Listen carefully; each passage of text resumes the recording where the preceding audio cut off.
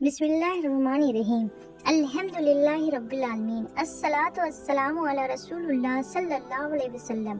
میرے عزیز اسلامی بھائیوں اور بہنوں، آج ہم ایک ایسی عمل پر بات کرنے جا رہے ہیں جس پر اسلام کی بنیاد کھڑی ہے، اور وہ ہے نماز۔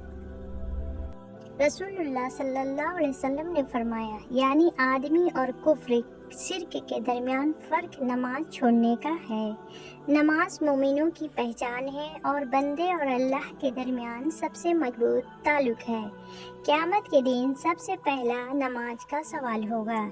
جو نماز چھوڑ دیتا ہے وہ آہستہ آہستہ اللہ سے دور ہو جاتا ہے، دل سخت ہو جاتا ہے، دعائیں قبول نہیں ہوتی اور زندگی بے سکونی ہو جاتا ہے۔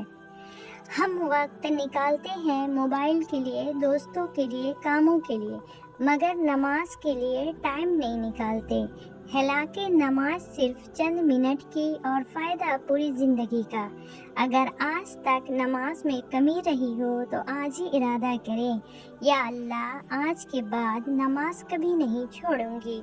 یا اللہ ہمیں نماز قائم کرنے والا بنا، ہماری اولاد کو نماز کا پابندی بنا، اور ہمیں آخری سانس تک اپنی عبادت میں ثابت قدم رکھ۔ آمین یا رب العالمین۔